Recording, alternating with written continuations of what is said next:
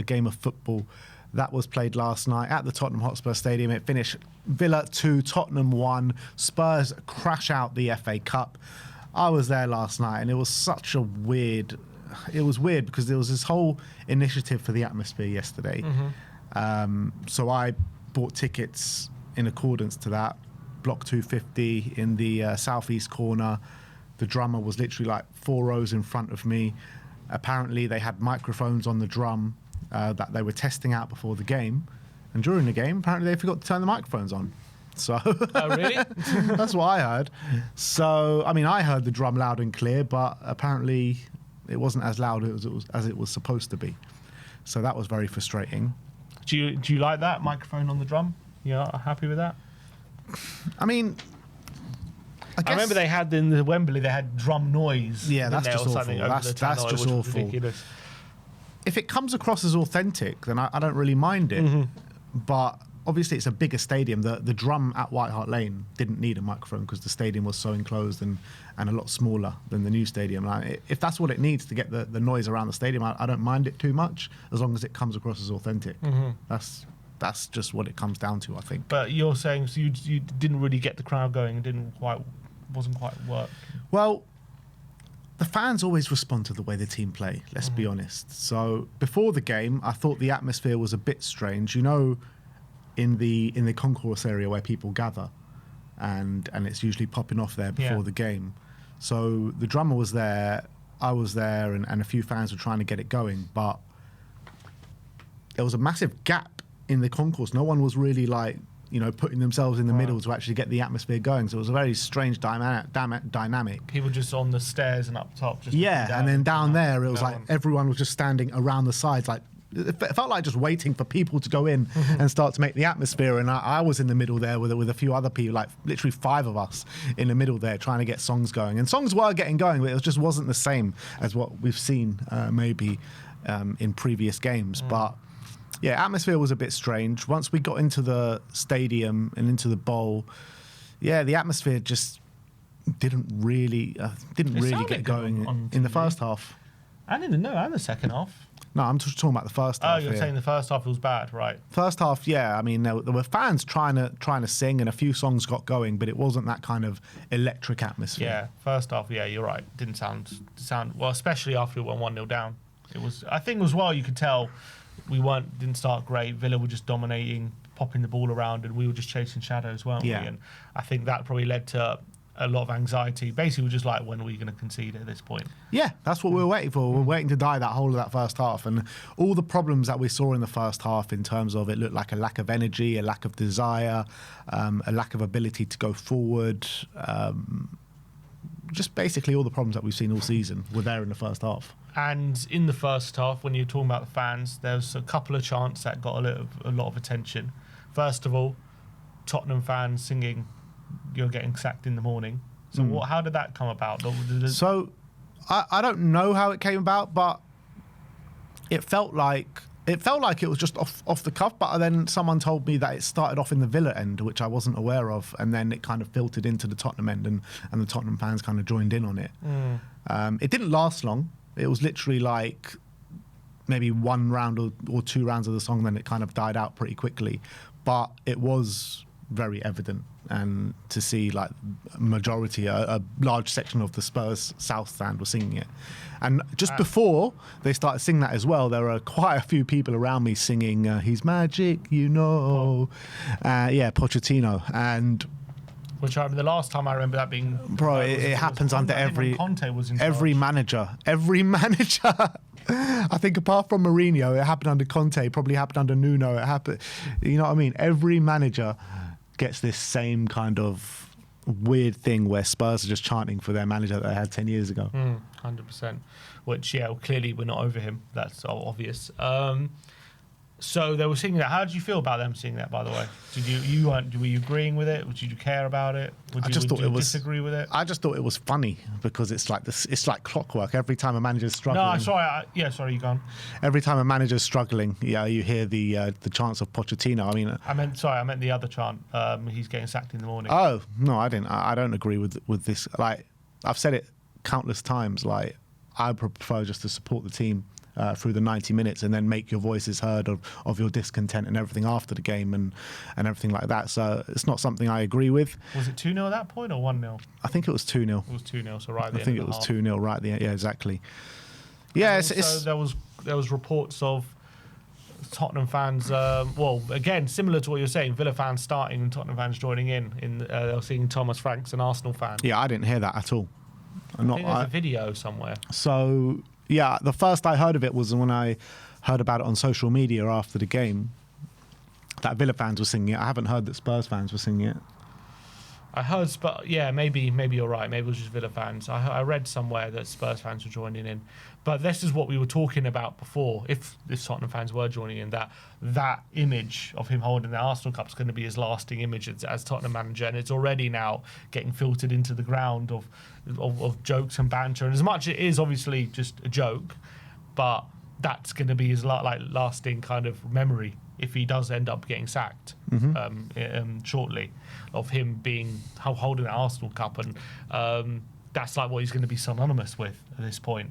And also, Ali Gold was saying there's a chant that just is taken hold now. I don't know if they were chanting it yesterday, sideways and backwards, everywhere we go.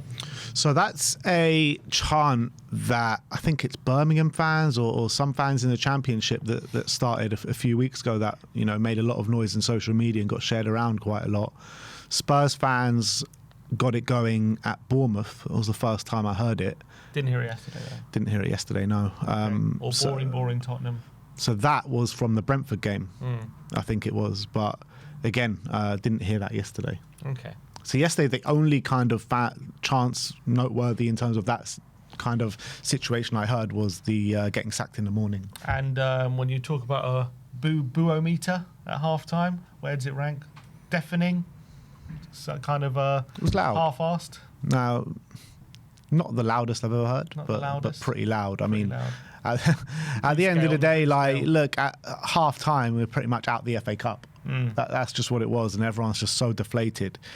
For me, it was like that goal, that Morgan Rogers goal in the 3rd minute of stoppage time at half time, that was just a killer blow, man. Like, because as much as how poor we were, at 1-0, you're still in the game. Of course. At 2-0, it makes it a big mountain to climb. So I was just saying, let's just get into half-time 1-0 down, and we couldn't even do that. Then obviously we had that goal ruled out just before, and you're thinking, all right, Spurs can mount some pressure here. But that first half was a disgrace. It really was a disgrace. We had no fundamentals in our game. The players, no one looked like they wanted it. I thought there were poor performances all over the pitch. The midfield was getting dominated, and Paulinho and Gray were chasing shadows in that first half. And I don't remember one good thing we did in that first half. The only good thing I remember was Xavi made that run, which obviously was offside for Moani. Yeah. And it was offside. So, but that showed again, and he did that in the second half a few times. Like, we need to start getting Xavi involved a lot more. Like, he's got so much quality, and we saw that in that little flutter in the first half.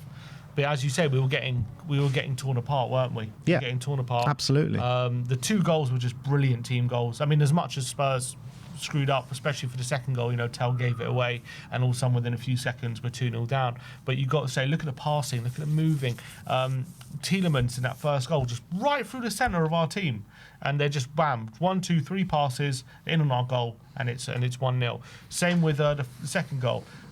Tell gives it away, bam, 1, 2, 3 quick passes, 2-0, and sharp, quick interchanges, direct as well. It's like he basically playing like the team we wish we were, and it was tough to watch. Just Tottenham, and also this was a Villa team resting Watkins, Tielemans as well, who obviously didn't start. Like, they made some changes. This wasn't them. Martinez as well wasn't playing, so they had made some changes in their team, and they were just popping it around us like no tomorrow. And I understand we've got injuries at the moment, so it's got to be taken into account. But the way we were just outclassed, and then the second half, it was just a different story. It was like we came out flying. So look, and the way some of the football we were playing that second half as well was so much better. I said last night, the first half, is basically when you go watch Tottenham play at home, is everything that you don't want to see when you go to the game. You know, atmosphere, struggling to get going, players look like they can't be asked, tactics nowhere to be seen to kind of help the team and you know, drive the team forward. Like, there was nothing in that first half.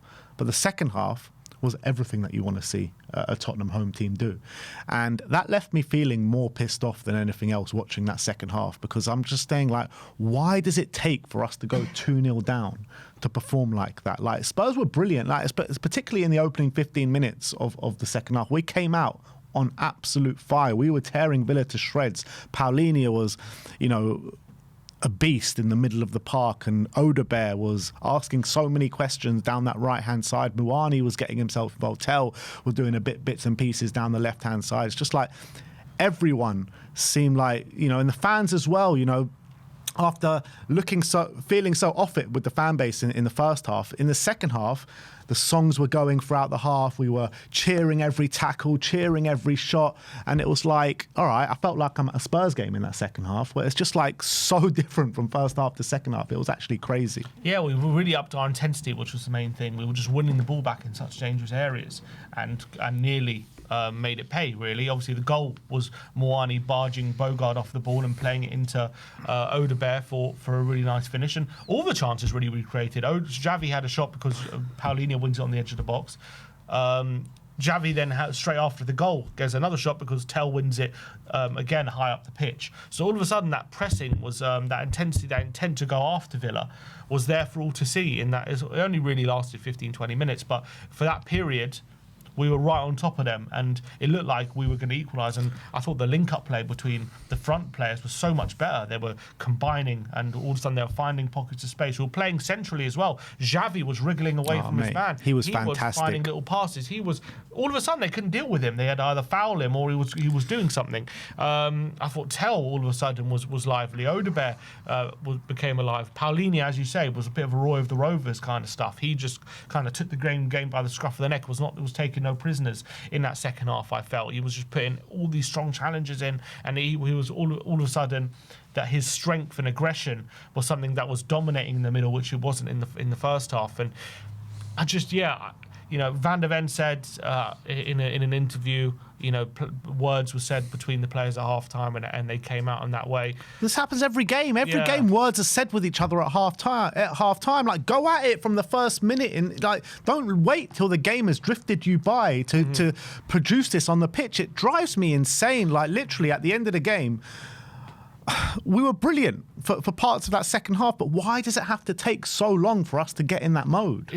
So that's a big debate at the moment about what led to us being like that in the second half. Some people are saying, was it Frank who changed anything that second half? Was it just because we're 2-0 down and basically we got to go Hail Mary and just go for them because we're out the FA Cup, and it's also an FA Cup game, so it's either you win or you lose. You just got to go for it at that point when you've got nothing to lose. Was it the players that kind of led that charge to go for it? Was it something the manager did? Does Frank get credit for how he tried to turn it around in the second half? Is it the players that why we started the first half so sluggish, or was it Frank's instructions to kind of contain Villa and think about what Villa are doing rather than focusing ourselves? Like, what do you think that is causing that? What would you say? Do you think, did they abandon what Frank's instructions were in that second half and just go for it, or was it Frank? Is that how we do want to play usually in that second half? That should be the norm? Because at the moment, how we played in that second half is the exception rather than the rule. The rule is more like how we play in the first half, but if we play more like we did in the second half, fans are going to be more on board with it. So what is the answer? It's really hard to know and really hard to get your head around, to be honest, because, look, the way the first half went, we've seen that so many times this season, like so many times. So it's hard to kind of sit here and say that's not the way that Frank set us up. But on the flip side of that, you did see players on that pitch in the first half, they looked like they couldn't be asked. That's what it felt like. So I think it's a mixture of both. I think it's a mixture of Frank's tactics, maybe the players not believing in it, and then at half-time, once the game's pretty much done, Frank's probably like, all right, just let's go for it. Let's take the shackles off and let's give it to him. And the players probably buy into that and be like, yeah, let's play some attacking football and try get this game back. But in terms of the question of does Frank get praise for the way he nearly credit for the way he nearly turned the game around? No, not for me. Like, how can you get credit when that first half happened? You can't just forget the first half happened, in my opinion. And if we go into every game, let's pretend we're 2-0 down at the start of every game and actually go for it. We'd actually win a lot more games, and the football would be a lot more tolerable than it is now. So the game was lost in the first half. The game was pretty much lost. So as much as we were good in the second half and we nearly turned it around, like, I can't forgive that first half performances, because that's pretty much killed our season. Yeah, and it's a massive game for me yesterday to keep belief in this season or anything alive, because that's obviously pretty much on its final kind of legs at the moment, on the last kind of strings. And I think yesterday, for a lot of people, it might have killed anything interest left in this season now out the FA Cup. Obviously, there's still Champions League. We're still, in the league, it's a weird situation. We're not in a good position, but there's still like everything to play for, really, in terms of the points. But the longer the games go on, the further we're getting away. That's the problem at the moment. But yeah, I agree. Like, as much as we did play well in that for parts of that second half, I just, I don't know if I'm going to give Frank too much credit for that, because again, it's the exception. It's not the rule. It's all well and good saying that's how he wants to play, but why don't we see that too often? We're now, again, this isn't a few weeks into his tenure now. This is 6 months coming in on 7 months, and he had a pre-season to implement all these things. This isn't like coming in mid-season and he's had no time on the training ground. Like, he's had time to drill it into these players now. He's had enough time to start implementing his ideas, and the fact that now we're still like seeing these performances like we do in the first half, I just feel like in the first half he's too focused on what Villa are doing. He's too focused on stopping them, and then he abandoned that in the second half and just went for it. And I think it showed in the second half what these players are capable of. It wasn't like incredible, it wasn't like world class, but it showed they've got so much more to give, so much more. If we were seeing that kind of football week in, week out, and seeing what these attacking players are capable of, I think people would not be saying how bad these attackers are and they're so awful and they can't do anything. Like, they clearly can.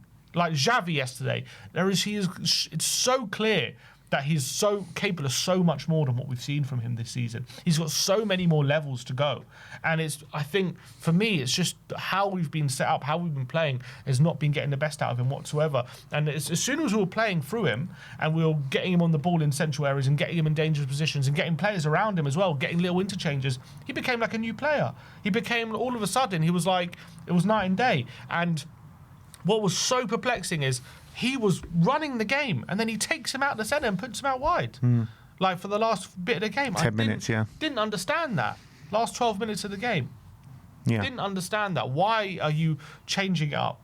But Frank's changes in the last 10 minutes took any sort. Look, the momentum was dying out already before then, and we needed changes. But the changes he made, I think, just took all momentum and wind out of our sails. To bring on Dane Scarlett for Matty's tell. Dane Scarlett did nothing when he came on. I hardly noticed he was on the pitch, to be honest. He puts Xavi on the left. It's just like, we did nothing in those last 10 minutes because of, in my opinion, the tactical changes that Frank made. Yeah, he put Scarlett on the right wing for the last bit of the game as well. He paid Moani and Solanke up front. He put Tell on the left. It just didn't work. It didn't work whatsoever. And Villa actually saw out the game fairly comfortably in the last bit of the game. And from it looked like we were going after them. Maybe it was because, we put a lot of energy in those 20 minutes and we just couldn't keep up for the whole half. Maybe that's the case. And we are thin on the ground at the moment when it comes to squad and changes. So I have some sympathy there. But in terms of his changes trying to enact on the game, it completely went the opposite way. Yeah, and this is just Spurs at the moment, isn't it? Because we're seeing good play starting to creep into our game in fits and spurts, like nothing consistent, where the first 15, 20 minutes or whatever it was of the second half yesterday. Last time against Bournemouth, I thought the first 15 minutes and the last 15 minutes, you saw some decent play from Spurs. The Sunderland game, there was some decent play in the first half as well. So you are starting to see it a little bit come through. So maybe that is what he wants to do, but it's just too few and far between for me. And yesterday, it's a cup game. You have to go hell for leather from the first minute. Otherwise, you run the risk of the game drifting you by. And that's exactly what happened in the game yesterday. You know, with this whole initiative with the fans, and you want to take the fans with you and bring them into the game. Like, they didn't do that in the first half, and that's why it was such a drab atmosphere. They did it in the second half, and the fans duly delivered, and the atmosphere was rocking in that stadium for the second half. But you got to start the game fast if you want to do that, and to go 1-0 down and then 2-0 down just before half time, it just knocked the wind out of our sails, and it left us with way too much to do. And look, I say it left us with way too much to do. We could have got back in that game if we finished some of our chances, if some players held their run a bit more. You know, we had enough chances to get back into that game, but unfortunately, just the first half did it for us. And also, you know, there's also a case to say, was it just Villa naturally dropping off at 2-0 up? They did give us a lot of room and a lot of space to operate in. There's also something to say about that. Maybe 2-0, they gave us too much encouragement. And then actually, as well, when Unai made the changes, I think he brought on Watkins, he brought on Sancho. I think that gave them a bit of a second wind as well and allowed them to keep the ball up a bit more. And Watkins was holding the ball up much better. And I think that led to them just being a lot more comfortable. And obviously, our frustration boiled over right at the end of the game. I also think there was quite interesting thing going on at corners, because we will have at corners. Villa did something very deliberate, which was leaving 3 players on the halfway line, which meant 3 Spurs players had to drop back, and that led to the corner penalty area being a lot less congested, and I think that helped Aston Villa defend the corners. But from that point, especially, there was one point late in the game where we had a corner and they did the same thing, and we again left 3 back. But it's like, at that point, like, if they're going to do that, then you leave someone in there who's going to be free, and you ask them the question. Why continue to be so pragmatic and think about what Villa are doing, right? And just basically you're playing into their hand. They're doing something to make you react. So maybe at that point, especially when we're behind, don't do that. Maybe actually be brave. And leave a man in there, risk obviously a counter-attack, but they're risking you having a free man from a corner, right? So what they're going to do in that situation is they're going to drop one back, right? Because they can't leave you free there. It'd be stupid to. Maybe they can, but it's a risk either way. But you've got to play that game. You've got to make them. At what moment in the game was that? I can't remember exactly. What, last 10 minutes? It was late in the game at some point in the second half. Because then, like, you've got 2 sides of that, right? So obviously you've got what everyone throws at Frank being too risk averse and everything like that, and you know, it's fair enough to dare us to do and all that, and you know, that's our motto. We should live up by it, and particularly when we need a goal, you know, let's overload the box and have a few extra men in the box and see what can come from it. However, if there's still enough time, if there's a significant time left in the game, and you do that, and they've got 3 men on the counter attack and they score it, everyone's going to be saying, oh, why did we leave 3 men on the other side of the pitch without any defenders there when there was still time to get back in the game? You know what I mean? So there's 2 sides of it, isn't there? Yeah, but I just think when you're behind, you've got to be brave. You've got to do things. And also what I'm saying is they would have to react to that, I would think. If you just allowed them to have that player up there, they would have to drop one back if you don't play that game. You make them think. That instead, you're there.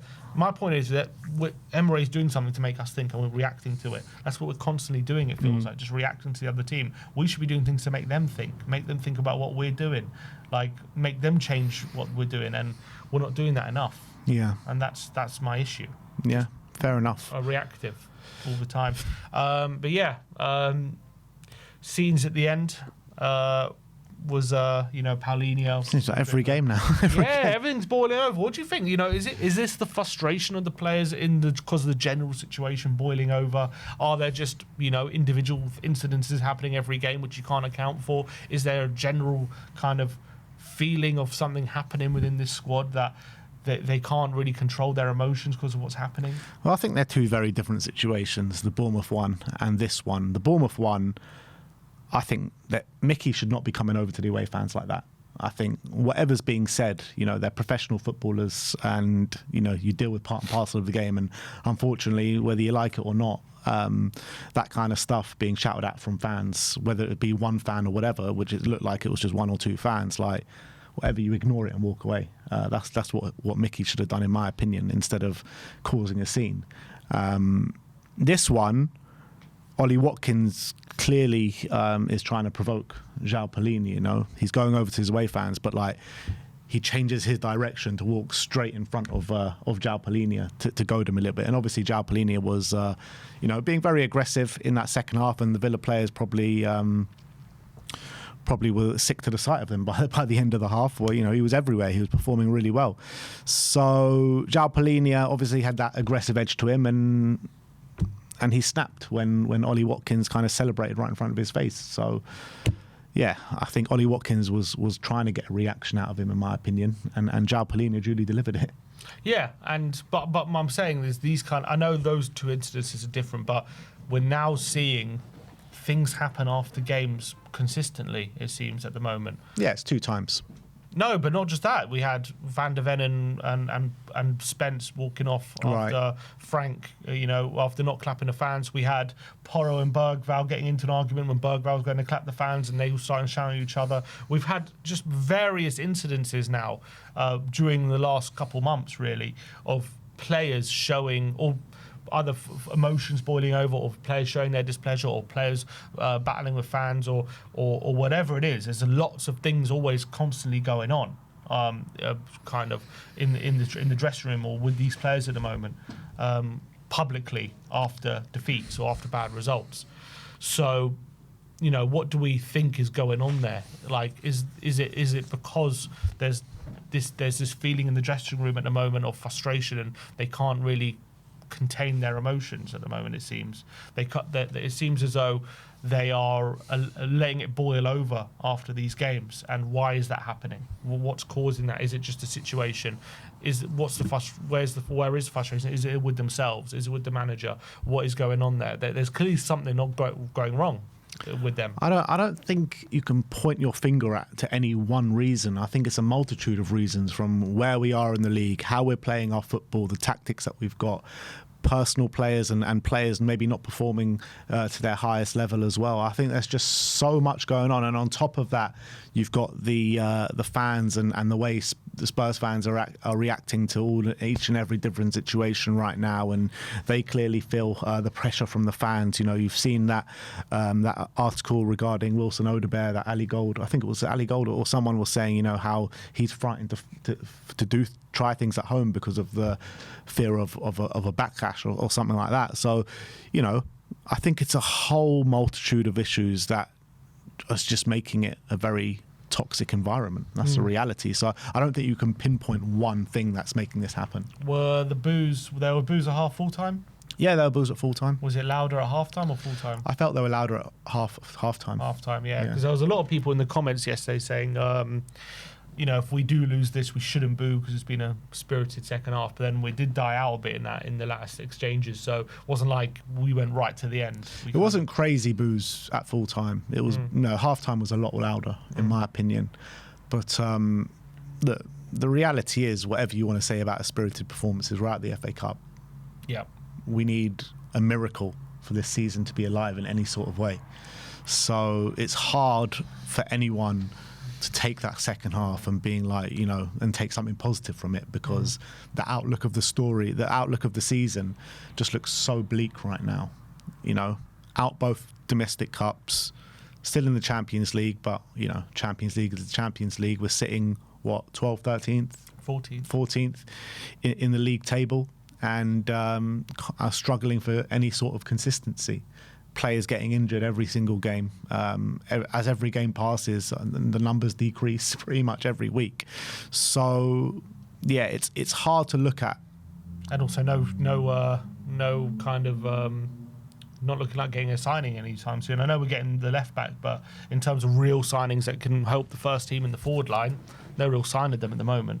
Exactly. So, yeah, it's just very, very frustrating. They're saying, again, it's only ITK rumours. When it comes to real reporting about Frank and his job security, there's not really anyone suggesting he's under pressure or he's on the last legs or anything like that. All the talk is kind of coming from the fans, a bit similar to last season. We did get a few reports about, I think at this stage last season, we were getting constant reports from the media saying Ange is safe, and his job is not under threat. We're not even getting those reports at the moment from the media about Frank. So that kind of tells me is it even being discussed that they're whether they should keep him or not. There's a lot of ITKs, and whether you want to believe them or saying, oh, he is under pressure, and West Ham is a must-win game. But like, do you think that he is in serious danger right now? Just forget obviously the fans. Clearly, I think the fans have lost faith in him. Seems as though the majority want him out. They want to change. What that change looks like, I don't know in terms of personnel, but it seems as though no one really believes at the moment that this guy's the right fit for Tottenham Hotspur, and that's fair enough. But from a board level and from the hierarchy level, there doesn't seem to be any kind of suggestion that there's going to be a change. But I think there's a general sentiment in the fan base as well, being like, well, yeah, he might not be the right man for the job, but what do we do if we sack him? Like, that's a big question mark. Like, what do we do if we sack him? I've seen rumours of potentially Carrick interim from now to the end of the season.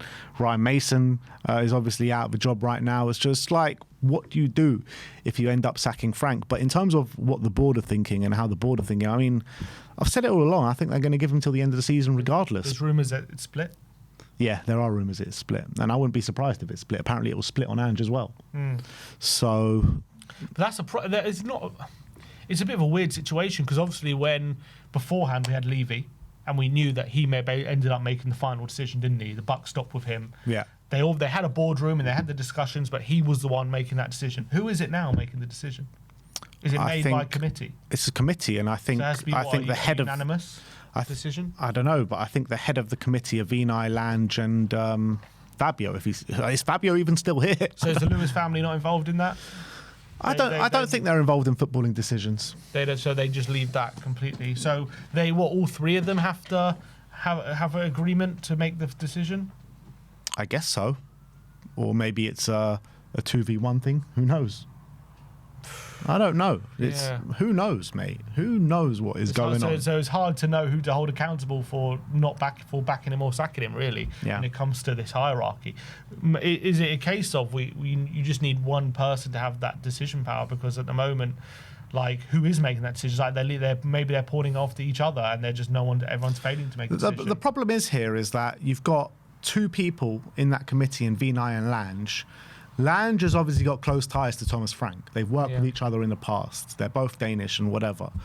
You've got Vinay, who's got the whole Arteta thing behind him, and he's trying to replicate that, and he's trying to give it every single chance to make it work through thick, through thin. And whether you think that, look, it might be the right decision, it might be the wrong decision, but right now there's no evidence to suggest that he can do a Mikel Arteta and completely turn it around and revamp it. But that's what he wants to do. So... it feels like Vinay could be hanging his hat on backing the wrong man. That's what it feels like right now. Whether that's still the case at the end of the season, I think there'll be a big review at the end of the season, and I think if it carries on in the similar manner, he won't be here past the summer. But I was thinking about this a lot yesterday, and I saw a tweet that just made so much sense to me about Johan Lang. I don't know if you saw it. It's just like, as soon as Johan Lang left Villa, they started to go up. When Johan Lang was actually part of the Villa recruitment team and their sporting director, they were just dropping like a fly. They were going down and down and down and down through that whole Steven Gerrard thing and everything. As soon as they sacked him, they started to rise and actually starting to make good transfer decisions and bring good players in. I think he left soon after Unai came in. Ange leaves Villa. Let me see a date on that. But I'm talking about player recruitment here. October 2020. Yeah. So Vinay came in. Lang. Sorry, Lang came, I'm trying to when Unai came in, when Gerrard got sacked, which was in 2022. So he was there for a bit, not too long, But he left soon after Unai came in, I think, was the thing. And as soon as Lang comes in, Spurs just got worse and worse and worse. Yeah. So, I mean, like, what are we doing here with this Johan Lang geezer? Like, who is he, and what credibility does he have to have the job he has at Tottenham Hotspur to be a key decision maker? I don't know. Like, seriously. And there's also rumours that we've heard that Fabio wants Frank gone. So is it a case of Vinay and Lang want him to stay, and Fabio wants him gone, and yet who's the one there with the most footballing experience and the one that we should be trusting in that in that boardroom? To be fair, though, you have said in the past that you don't trust Fabio with the manager situation. Yeah, he's absolutely right as well. But when it came to sacking Nuno, he was spot on about that, wasn't he? Yeah. Maybe hiring manager, I don't trust him, but firing, maybe I do. Yeah. Was he involved in sacking Conte? I think that was mutual. Yeah, true. To be honest, I think Conte wanted out, and I think Fabio was a big part of why he came, and I think Fabio really wanted it to work. But I doubt. I think if it was up to Fabio, he would have just backed him fully. But I don't know. Look, we don't know for sure. But